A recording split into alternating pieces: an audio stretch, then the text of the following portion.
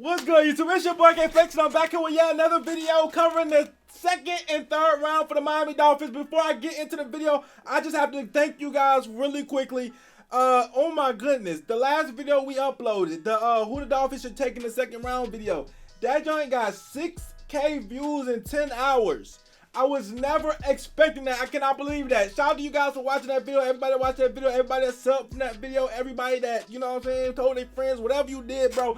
Thank you guys, man. That was like made my day, okay?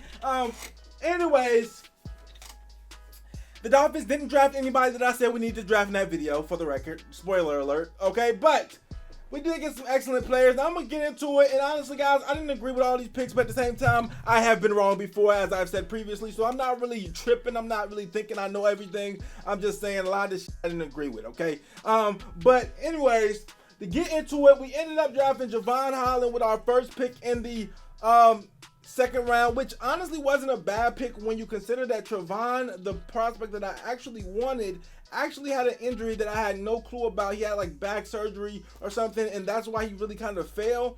And Jevon Holland was like probably the second best safety at that point, second or third best safety. So, you know what I'm saying, we end up getting him instead. Now, when I watch this film, he looks like a ball hawk, which is amazing. I love ball hawks. He got that swagger, okay? He was wearing armbands and stuff. I like the swag.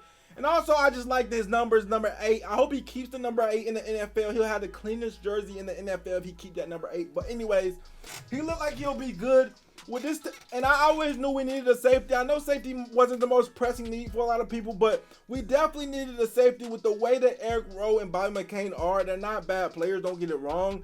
But it was like, how long are they going to last? You know what I'm saying? It's like, and if it was one area in our defense that I felt the least confidence in, it's between our linebackers and our safeties, and more so our safeties, because we end up getting McKinney.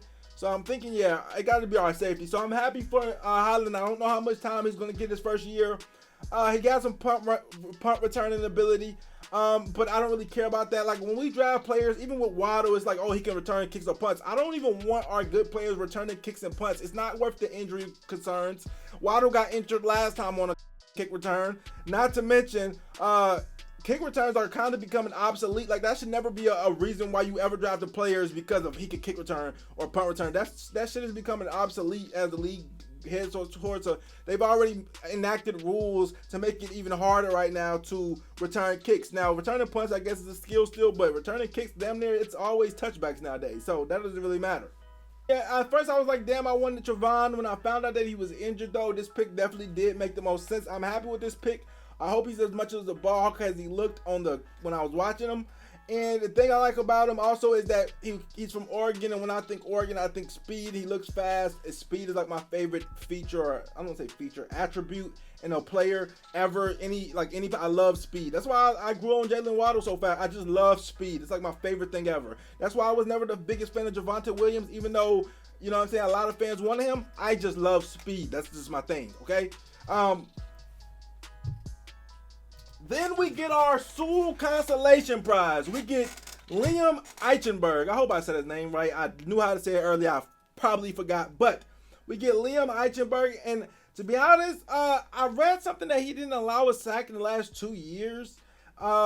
He's a pretty good player. That's saying he might have to get moved into guard because his feet are slow. At the end of the day, listen, these offensive linemen are so, like, you know what I'm saying? They're so dependent. Like, they're so, you never know who really going to be a bust and who going to be for sure talent. So I'm not sure about Liam Eichenberg. One thing I did notice is that they did say he could play some guard if you have to kick him into guard because he has shorter arms or because his feet are slow.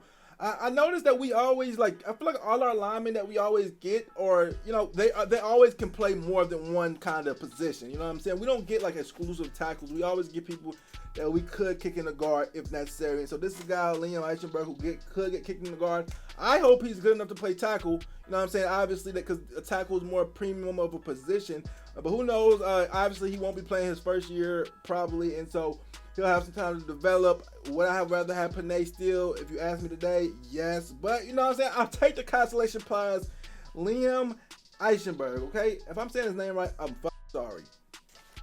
Hoping to see big things out of him, though, 2 years to come, okay? We just now made, at the time of this video, we just drafted Hunter Long, the player that nobody really expected us to draft. Not a center. It wasn't a running back. It was Hunter Long, a tight end. Now I looked at I watched on the I'm gonna lie, I watched the minimum Hunter Long kind of film. Okay, I'm gonna be honest with you. Okay, when the shit I seen, he looked like Anthony Fasano. I'm gonna lie to you, number 80 and everything. He looked just like Anthony. Did Anthony Fasano go to Boston College? I don't know. What college did Anthony Fasano go to? No, Anthony Fasano went to Notre Dame. Yeah, Notre Dame. All right, whatever. Listen, he looked like Anthony Fasano. I mean, that's just what he looked like. You know what I'm saying? And but I hope he's pretty good. Honestly, I feel like I didn't know. Again, this is one of the picks where it's like I've been wrong before, but I just didn't love it because why? Like, I mean, we have like 79 tight ends on the roster right now. Mike and the only thing that really makes sense is that Mike Gesicki is probably going to be gone. This is his last year of his contract. We have not renewed it. We have not re-upped it. Nobody's really talking about it.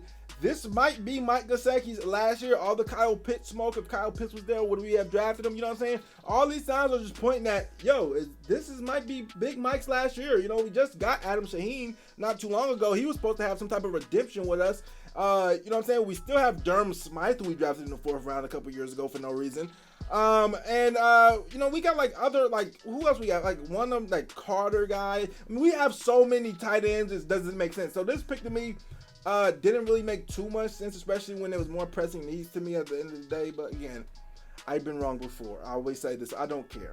I'm just not scared to admit that I don't agree with a pick. A lot of people think that they're just not, they know they're not smart as the Dolphins GMs, or they think so they're scared to say, oh, I didn't like this pick. I'm not scared. I don't give a damn. Y'all know me. I just don't care. I'm going to tell you straight up, if I don't agree with some shit, I just don't agree with it. That's just the reality, okay? I think everybody should be that way. You should just, you know what I'm saying, you should have confidence in your opinion and your beliefs. That's facts.